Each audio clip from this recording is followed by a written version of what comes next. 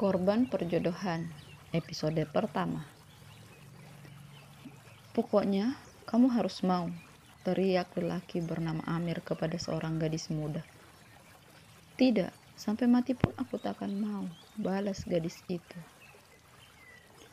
Plak, Amir menampar wajah gadis itu. Pipinya yang mulus menjadi merah, darah mengalir dari sudut bibirnya yang robek. Tak ada tangisan. Gadis itu menyeringai sambil memegang pipinya. Ayo tampar lagi, supaya ayah puas, tantangnya. Baru saja Amir hendak maju, lengannya ditahan oleh Laila, istrinya. Sudah pak, malu didengar tetangga. Pokoknya kamu akan menikah dengan dewa. Titik, jelas Pak Amir. Dia meninggalkan anak gadisnya yang sedang tersungkur, menangis, meraung. Bak sedang berduka akibat ditinggal meninggal. Namanya Ros, anak satu-satunya dari Pak Amir. Umurnya baru 17 tahun. Pak Amir bekerja sebagai buruh tani.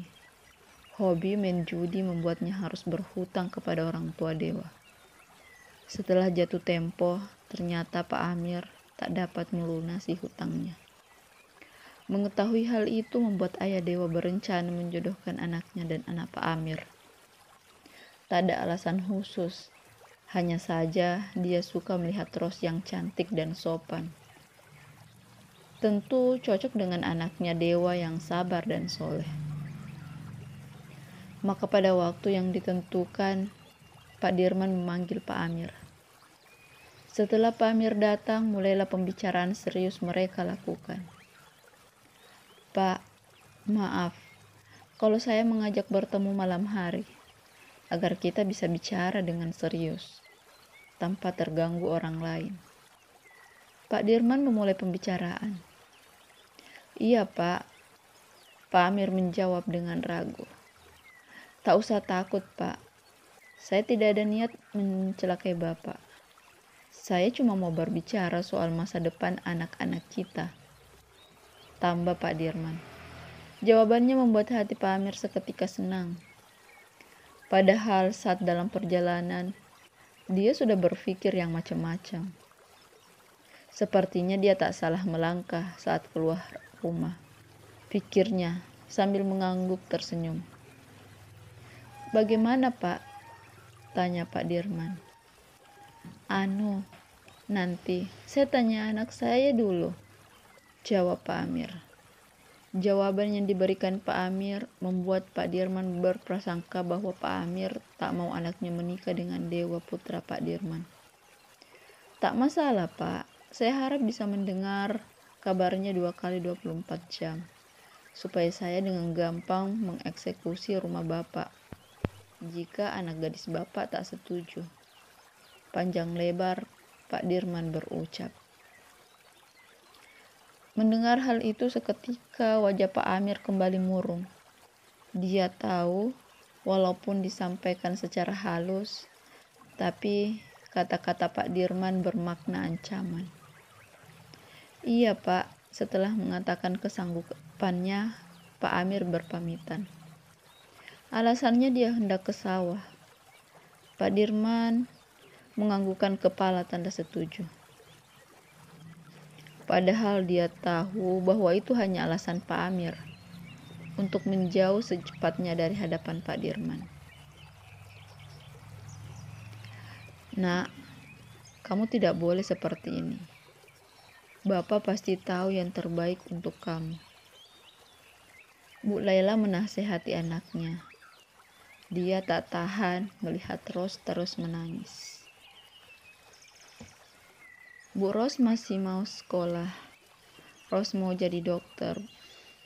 Bu, kalau Ros menikah, cita-cita Ros tidak akan terwujud. Rengek Ros pada ibunya.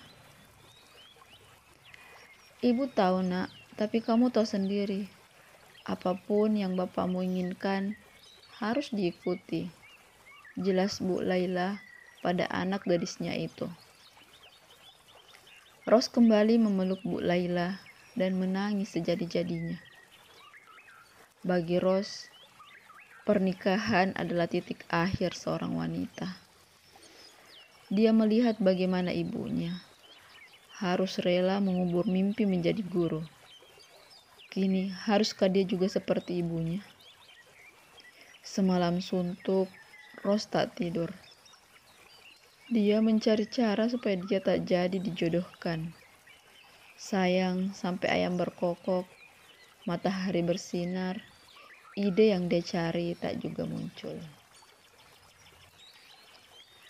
Nah, sebelum lanjut videonya, jangan lupa tekan dulu tombol subscribe, like, terus berikan komen positif ya besti, biar aku makin semangat bikin videonya. Nah, kita lanjut ya. Rose, Pak Amir berteriak memanggil anaknya. Rose datang, terlihat dari wajahnya tak bersemangat.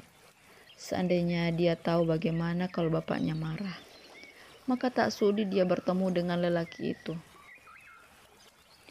Besok kita ke rumah Pak Dirman. Kamu tak usah ke sekolah, titah Pak Amir. Rose kaget, tapi tak berani membantah. Setelah mengangguk, dia berlalu meninggalkan Pak Amir di ruang tamu. Bu Laila datang membawa nampan berisi segelas kopi dan sepiring pisang goreng, meletakkan makanan itu di depan suaminya. Bu, sebentar ajak Rose belanja, belikan baju yang bagus. Besok kita ke rumah Pak Dirman, Pak Amir menyuruh istrinya.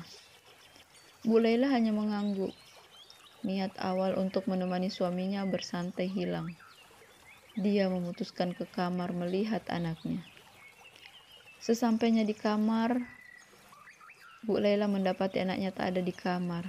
Gegas dia masuk. Brak, terdengar benda jatuh dari kamar mandi. Bu Laila berlari membuka kamar mandi.